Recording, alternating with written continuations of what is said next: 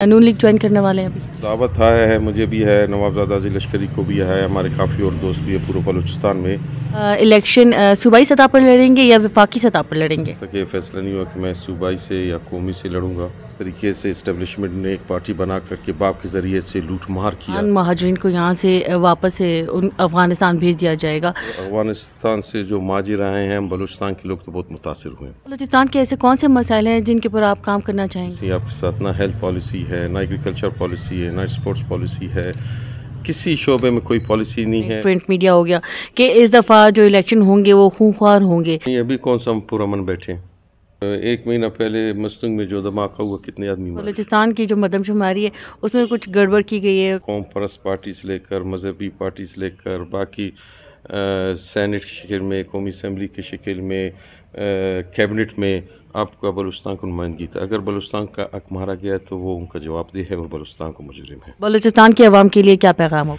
अभी जो गुज़िश्ता 5 साल आपका नुमाइंदा रहा है, तो अभी आपका हाथ में है कि आप अपने वोट के ज़रिए से इसका एहतसाब करेंगे। बात यह है कि बलूचिस्तान के कुछ ऐसे इशूज़ है जो पाकिस्तान से 100% डिफरेंट है।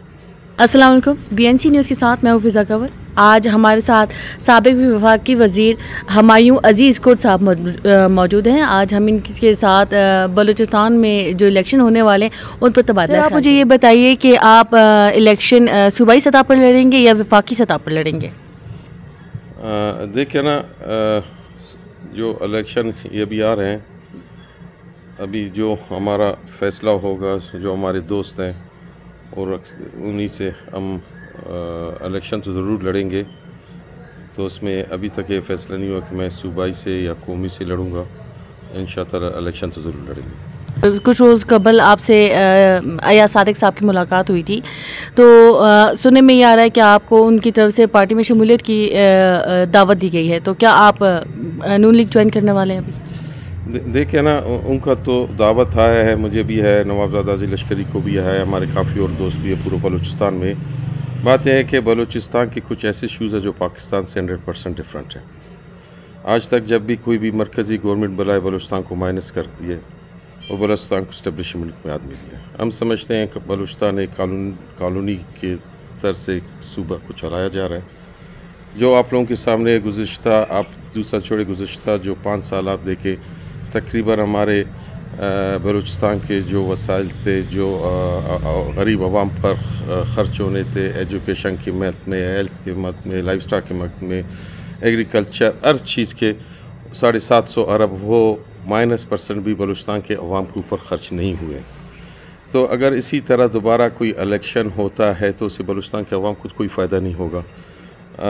और जिस तरीके से गुज़िश्ता 5 साल में बलूचिस्तान की गवर्नमेंट चलाया गया और जिस तरीके से इस्टेब्लिशमेंट ने एक पार्टी बना करके बाप के ज़रिए से लूट मार किया, इस्टेब्लिशमेंट प्लस उनके जो ट्राउट्स हैं, तो इस चीज़ों पर हमें तो इसी मुल्क का आइन के मुताबिक हम अपने हकूक़ के लिए जदोजहद कर रहे हैं कि बलूचिस्तान के जो हमारे हकूक़ है, हमारे साहिल, हमारे जो भी है हमारा, और बलूचिस्तान की मुख्तलिफ इशूज़ है, फ़ौजी ऑपरेशन है का मसला है, सबसे बड़ा मसला है मिसिंग पर्सन का मसला कैसे हल होगा, और बलूचिस्तान में जिस तरह इस्टेब्लिशमेंट के पॉलिसी रहा है, क्या उस पर इनका क्या होगा।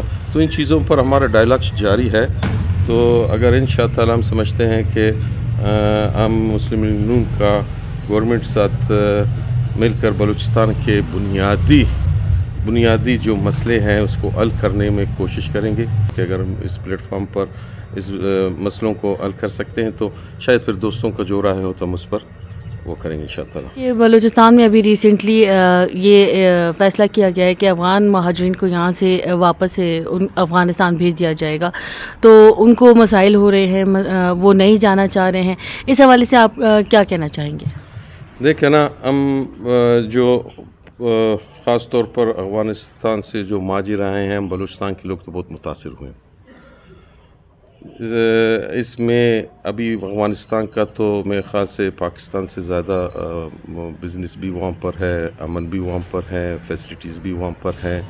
पाकिस्तान तो एक क्राइसिस में हम जा रहे हैं, इन्हीं की वजह से हमें दहशत गर्दी का सामना है। इन्हीं की वजह से हमें मिलावट का सामना है। इन्हीं की वजह से जो भी गलत काम हो रहा है कि इन्हीं के ज़रिए से पाकिस्तान में यहाँ पर हो रहा है, आप लोगों के सामने है। अगर बेहतर है यहाँ से चले जाए, हम अपने मुल्क में अपने आइन के मुताबिक रहते हैं। वो ना टैक्स देते हैं, ना हमारे गवर्नमेंट को मानते हैं, ना हमारे कानून को मानते हैं। और जिस तरीके से हमारे अब कुछ अरसे से कि गवर्नमेंट के ज़रिए से उनको वापस भिजवाया जा रहा है। आप खुद देखते हैं कि कोयटा में किस हद तक माहौल बेहतर हुआ है, सफाई के निज़ाम से देखें और बाकी मेरे ख्याल से अगर वो जाएंगे तो काफ़ी हद तक बेहतरी आएगा। बतौर लीडर फ्रॉम बलूचिस्तान आप बलूचिस्तान की नुमाइंदगी करेंगे, चाहे वो वफाकी सतह पे हो या सूबाई सतह पे हो, तो आप बलूचिस्तान के ऐसे कौन से मसाइल हैं जिनके ऊपर आप काम करना चाहेंगे? देखा ना, बलूचिस्तान के काफ़ी है मसले। बलूचिस्तान के एजुकेशन का मसला है, बलूचिस्तान के हेल्थ सेक्टर के। बस बदकिस्मती से बलूचिस्तान में आज तक किसी के लिए पॉलिसी, ना एजुकेशन पॉलिसी आपके साथ, ना हेल्थ पॉलिसी है, ना एग्रीकल्चर पॉलिसी है, ना स्पोर्ट्स पॉलिसी है। किसी शोबे में कोई पॉलिसी नहीं है। ये बदकिस्मती से मैंने आपको कहा ना, बलूचिस्तान एक कॉलोनी के स्तर से चलाया जा रहा है। यहाँ पर हकीकी नुमाइंदे नहीं लाए जाते हैं। यहाँ पर वो नुमाइंदे जाते हैं कि जो बलूचिस्तान को लूट मार करके और अपना ज़ुबान को छुप करके जो बलूचिस्तान में हो रहा है, तो उससे तो बलूचिस्तान नहीं चल सकता है। बलूचिस्तान का वाहिद मसला है कि has a merit free and fair election होना चाहिए। बलूचिस्तान के हकीकी नुमाइंदे आने चाहिए। जब बलूचिस्तान के हकीकी नुमाइंदे आएंगे तो उनको ग्रास रूट लेवल से पता चलेगा बलूचिस्तान के मसलों के बुनियादी मसले का क्या हाल है। और दूसरा उनको ये भी पता चलेगा कि हम बलूचिस्तान के अवाम के जवाबदेह हैं। बलूचिस्तान की जो ये पिछले एतवार में जो गवर्नमेंट बन रहे हैं, उनको ये है कि हम बलूचिस्तान के अवाम के जवाबदेह नहीं, हम इस्टेब्लिशमेंट के जवाबदेह हैं। तो बहुत बड़ा फ़र्क है। मैं समझता हूँ जब तक फ्री एंड फेयर इलेक्शन नहीं हो, फ्री एंड फेयर इलेक्शन होगा तो सबसे बलूचिस्तान का मसला है लॉ एंड ऑर्डर का। और सबसे अहम मसला है कि बलूचिस्तान के जिस तरीके से तर्ज से कॉलोनिज़म के तरीके से बलूचिस्तान को चलाया जा रहा है, इसके ख़िलाफ़ जब तक हम अवामी नुमाइंदे, हकीकी अवामी नुमाइंदों के ज़रिए से बलूचिस्तान को नहीं दिया जाएगा, ना आपका ये जो बलूचिस्तान में एक बगावत समझे एक लड़ाई हो रहा है, ना वो ख़त्म हो सकेगा, ना बलूचिस्तान के लॉ एंड ऑर्डर में फ़र्क आ सकेगा। अभी आप देखें ना, जब तक बलूचिस्तान एक सिस्टम के तहत चल रहा था, अपना एक निज़ाम के तहत चल रहा था, मुशर्रफ के आने से पहले बलूचिस्तान एक पुरअमन सूबे के तरीके से पूरा पाकिस्तान में के हैसियत से पहचाना जाता था। और इस 20 साल जब से मुशर्रफ आया, क्या वजह है कि बलूचिस्तान -% भी अपग्रेड नहीं हो सका किसी भी सेक्टर में, ना एजुकेशन में, ना हेल्थ में, ना स्पोर्ट्स में, ना लॉ एंड ऑर्डर में। बदतर उल्टा हमें डेड स्कॉट्स मिले, हमें अगवा बराए तावान मिला, हमें हर शोबे में लोगों को मुश्किलों का सामना हुआ। इसमें कोई भी -% बेहतरी नहीं आ सका। इसका क्या वजह है? इसका ये वजह है कि जब से इस्टेब्लिशमेंट में बलूचिस्तान में आकर अपना रोल शुरू किया, तो बलूचिस्तान का ना लॉ एंड ऑर्डर रह गया, ना बलूचिस्तान का कोई चीज़ भी रहा है। इसका मतलब वो 100% नाकाम हुए बलूचिस्तान में। अभी अगर वो वाकई समझते हैं कि वाकई हम बलूचिस्तान के अवाम पाकिस्तान के शहरी हैं, तो हमें वो आइन के मुताबिक हक दिया जाए कि हम अपने इस इलेक्शन लड़ें और हम अपने अवामी नुमाइंदे लाएं और हम अपना सूबे के मसलों को अवामी जो उन किस तरीके से हम इसको हल करें। सुनने में ये आ रहा है, सोशल मीडिया, प्रिंट मीडिया हो गया, कि इस दफ़ा जो इलेक्शन होंगे वो खूंखार होंगे, तो खौफनाक होंगे, अवाम को डराया जा रहा है। तो इस हवाले से आपका क्या कहना है? नहीं, अभी कौन सा हम पुरअमन बैठे हैं।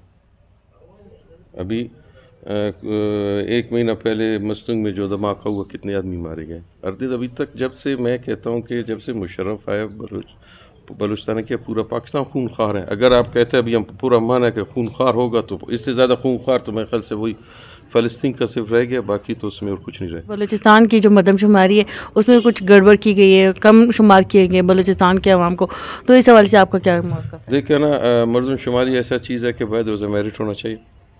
फिर अगर कम किया गया तो उस टाइम बलूचिस्तान के सारे आपके कौम परस्त पार्टी से लेकर मजहबी पार्टी से लेकर बाकी सेनेट की शक्ल में, कौमी असम्बली की शक्ल में, कैबिनेट में आपका बलूचिस्तान को नुमाइंदगी था। अगर बलूचिस्तान का हक मारा गया तो वो उनका जवाबदेह है और बलूचिस्तान को मुजरिम है। पाकिस्तान के अवाम के लिए क्या पैगाम होगा? मेरा आवाम के लिए पैगाम है, अभी जब ये इलेक्शन आ रहा है, इलेक्शन के दो मकसद हैं।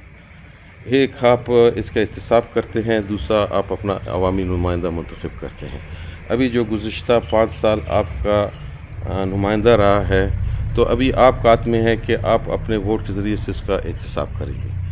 अगर आप उससे मुतमईन थे तो आप उसको मुंतखब करेंगे, नहीं तो उसको एहतसाब करेंगे। तो अपना वोट एज़ अ मेरिट और इसको अमानत समझकर इस वोट को अपना कास्ट करें और भरपूर इलेक्शन में साथ दें और कोशिश करें कि अपना हकीकी अवामी नुमाइंदगी मुंतखब करें और ताकि आप बलूचिस्तान के मसले। बहुत शुक्रिया साबिक वफाकी वज़ीर मीर हुमायूं अजीज़ कुर्द साहब, बहुत ज़्यादा मशकूर हैं कि आपने अपने कीमती वक्त से हमारे लिए वक्त निकाला और अपनी कीमती आरात से हमें आगाह किया।